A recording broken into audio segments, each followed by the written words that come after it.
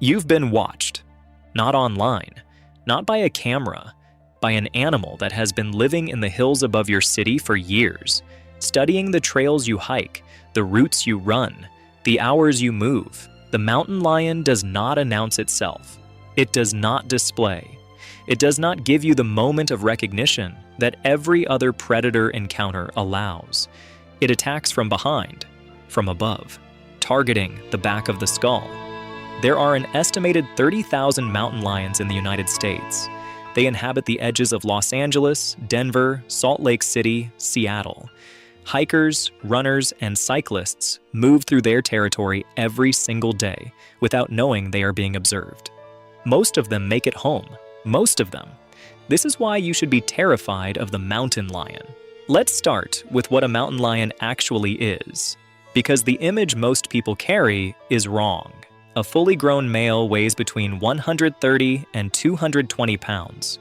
He stands about 2.5 feet at the shoulder and stretches up to 8 feet from nose to tail. He can run at up to 50 miles per hour in short bursts, leap up to 18 feet horizontally from a standing position, and drop from significant heights without injury.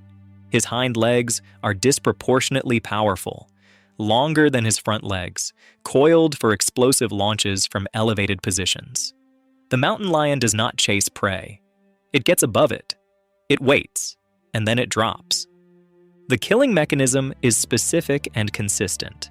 Mountain lions kill large prey, deer, elk, bighorn sheep, with a single bite to the back of the neck, targeting the junction between skull and spine. The canines are designed to slip between vertebrae and sever the spinal cord. In documented attack cases involving humans, the bite location is nearly identical. Not the shoulder, not the torso, the back of the head. This is not incidental. It is the mountain lion's primary kill technique, applied to whatever it has decided is prey. The animal does not have a separate protocol for humans. It has one protocol, and it works. Their range compounds everything. A single adult male requires a territory of 100 to 150 square miles. In the American West, that territory routinely overlaps with populated areas, hiking trails, running paths, suburban backyards at the edge of open space. Mountain lions don't visit human territory as an anomaly. For many of them, human territory is their territory. The boundary between where they live and where you live is not a line on a map. It is the edge of your yard. For most of American history, mountain lions were hunted to the edge of local extinction. Bounty programs across the western states killed tens of thousands of animals through the mid-20th century. When those programs ended and populations began recovering, something changed in the dynamic between the species. The lions came back. The people never left. In 1991, Scott Lancaster was 18 years old. He was a student at Clear Creek High School in Idaho Springs, Colorado, a small town on Interstate 70 about 35 miles west of Denver. On January 14th, during his lunch break, he went for a jog on a trail above the school. It was the kind of run students did regularly. The trail was familiar ground. The lion dragged him 200 yards uphill. Investigators found the path of the attack in the vegetation: uprooted plants, disturbed soil, the evidence of a 130-pound boy being pulled through the brush. Scott Lancaster's screams, just a few hundred yards from the school, went unheard. His body was found 3 days later. The lion was still there, feeding. It was the first fatal mountain lion attack in Colorado history. It would not be the last. In July 1997, a 10-year-old boy was hiking with his family in Rocky Mountain National Park. He had gotten a few steps ahead of his parents on the trail. A few steps, the kind of distance families cross 100 times on a hike. An adult female mountain lion took him. His parents were close enough to hear it happen. In 2004, Mark Reynolds, 35, was mountain biking at Whiting Ranch Regional Park in Orange County, California. His chain slipped. He stopped to fix it. A 110-pound mountain lion attacked and killed him. The same animal, on the same day, dragged another cyclist from her bike by the head. Other riders threw rocks until the lion released her. Reynolds was found later. The lion had consumed part of him. These are not remote wilderness incidents. Idaho Springs is a commuter town. Rocky Mountain National Park receives millions of visitors annually. Whiting Ranch is 30 miles from downtown Los Angeles. In February 2019, Travis Kauffman was running trails at Horsetooth Mountain open space outside Fort Collins, Colorado. He heard pine needles rustling behind him. He turned to find a mountain lion about 10 feet away, already moving toward him. He did everything right. He raised his arms. He yelled. He made himself as large as possible. The lion lunged anyway. It latched onto his wrist, clawing at his face and neck. The two of them tumbled off the trail down a slope. What followed, in Kauffman's own words, was a wrestling match, him trying to break free, the animal trying to establish control. He grabbed sticks to stab at the lion's neck. They broke. He found a rock and struck it on the head. It didn't stop. He finally got his knee onto the animal's back legs, shifted his weight, and pressed his foot down onto its neck. He held it there until the lion was dead. The animal weighed between 35 and 40 pounds. It was a juvenile, 3 to 4 months old. A small, young, underdeveloped mountain lion came within seconds of killing a healthy adult man. Kauffman required 20 stitches for his face and significant treatment for wounds to his wrist, legs, and back. That was a juvenile. An adult male in full condition has not been conclusively described by any survivor of an attack because encounters with healthy adult male mountain lions at close range generally don't produce survivors to describe them. The mountain lion is the most widely distributed large wild cat in the Western Hemisphere. Its range extends from the Canadian Yukon to the southern tip of South America. In North America, it occupies every western U.S. state, most of Canada west of Ontario, and isolated populations in Florida. It lives in desert, forest, grassland, and swamp. It has been documented in every type of terrain that humans use for recreation, agriculture, and habitation. And it does all of this without being seen. Camera trap data collected by the National Park Service in the Santa Monica Mountains, a chain of peaks running through the western edge of Los Angeles, has documented mountain lions crossing active freeways, moving through suburban neighborhoods, and traveling within a few hundred feet of occupied homes, all at night, all undetected. One animal, designated P22, lived for more than a decade in Griffith Park, 9 square miles of open space surrounded on all sides by one of the densest urban areas in the world. He was photographed beneath the Hollywood sign. He was found sheltering under a house in the Los Feliz neighborhood. Millions of people walked within a mile of him for years and had no idea he existed. P22 never attacked anyone. But he demonstrated something that wildlife researchers had long suspected, and camera trap data had confirmed. Mountain lions don't avoid cities. They navigate them. They learn the schedules, the traffic patterns, the hours when trails are quiet, and the hours when they're busy.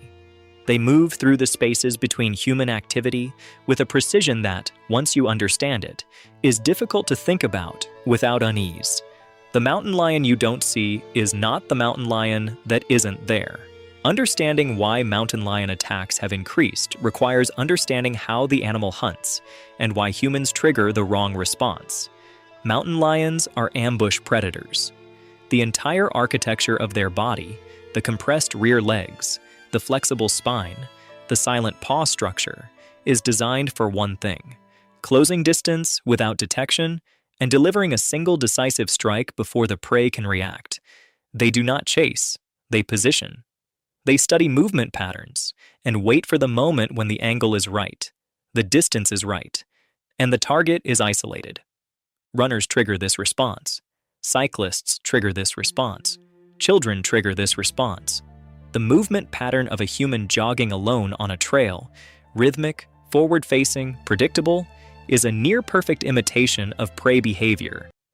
Wildlife researchers studying attack demographics have noted that the vast majority of incidents involve people who were moving when the attack occurred, alone or in small groups, on trails in transitional habitat, the edge zones between open space and development where mountain lions concentrate. You are most vulnerable in the places you most want to be. The increase in attacks over the past 3 decades is not primarily a function of growing lion populations, though those have recovered. It is a function of exposure. More people moving into and through mountain lion habitat for more hours across more trail systems than at any point in American history. Between 1990 and 2020, trail running participation in the United States grew dramatically. Mountain biking expanded into terrain that had previously seen almost no human traffic.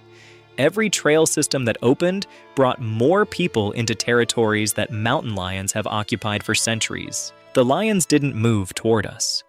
We moved toward them. And then we kept moving. There is a specific detail that wildlife managers emphasize in mountain lion safety briefings, one that most people, upon hearing it, find difficult to accept. Playing dead does not work. With grizzly bears, passive behavior can signal the end of a defensive response. The threat is removed, the attack stops. That logic does not apply to mountain lions. A mountain lion that has committed to an attack is not defending territory or responding to a perceived threat. It has made a predatory decision. Going limp does not de-escalate a predatory attack. It accelerates it. The official guidance from every state wildlife agency that manages mountain lion populations is identical. Fight back. Use whatever is available. Rocks, sticks, hands, feet. Target the eyes and nose. Make the attack costly. Mountain lions, like all predators, perform a continuous cost-benefit calculation. An animal that fights back changes the math. An animal that goes still does not. Travis Kauffman survived because he understood this and acted on it in the middle of a violent attack, with a lion's jaws locked on his wrist. Most people, surprised from behind on a trail at dusk, do not have that window. The attack targeting the back of the skull doesn't give you one. What wildlife researchers cannot fully predict is where the pressure points are going to appear next. Mountain lion populations in California, Colorado, Washington, and Oregon are stable or growing. Simultaneously, the interface between lion habitat and human settlement is expanding. Not because lions are moving into cities, but because cities are moving into lion habitat. New housing developments along the urban wildland edge in the American West are placing residential neighborhoods in areas that mountain lions have used as core territory for decades. The animals don't relocate, they adjust. They begin moving through yards, crossing roads, appearing in places that were recently described as safe. In recent years, reported attacks have occurred in suburban Washington state, outside homes in Malibu, California, and on established trails in Larimer County, Colorado. None of these locations are remote. All of them are places where people live, where families hike, where runners go on weekend mornings with headphones in and no one else around. The mountain lion doesn't need you to come to it. It is already where you are going. It was there before the trail was cut. It was there before the neighborhood was built. It has been watching the traffic patterns and the activity schedules and the hours when the trail is quiet long enough that what looks like a safe place to run has already been assessed from a distance by something you never saw. You've been watched. The mountain lion is still out there. And somewhere above a trail you've run 100 times, one of them is deciding whether today is different. There is one more layer to this that wildlife managers rarely discuss publicly, not because it is unknown, but because it is difficult to communicate without causing alarm that obscures the actual message. Camera trap research in the Santa Monica Mountains and other monitored ranges has produced data that researchers have found difficult to explain away. The same individual lion at the same trail section on multiple days in position during the hours of peak human activity. Whether this reflects active observation of specific individuals or simply territorial routine is a question wildlife biologists have not fully resolved. What is documented is the pattern, and the pattern has been noted in research from California, Colorado, and Washington. The mountain lion is not randomly distributed along a trail waiting for whatever passes. In some documented cases, it appears to be present at specific locations during specific hours, with a consistency that goes beyond coincidence. What it does, with whatever it registers, depends on factors that are not fully understood. Most of the time, the vast majority of the time, it does nothing. The cost-benefit calculation resolves against engagement, and the lion moves on. But the calculation is not static. It changes with the animal's age, its hunger, its competition for territory, the season, the food availability, and its range.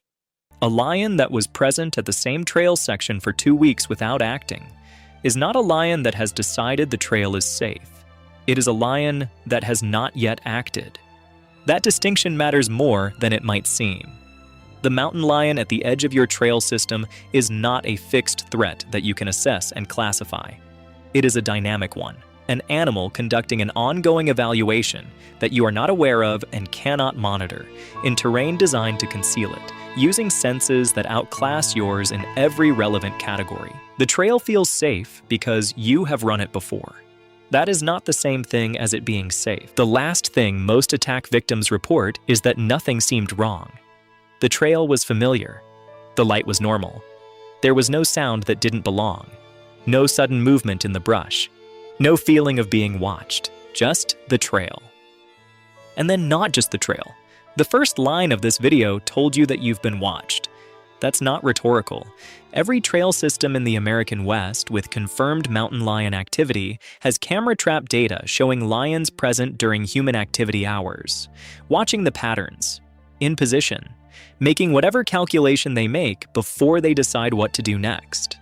You have been that person on that trail.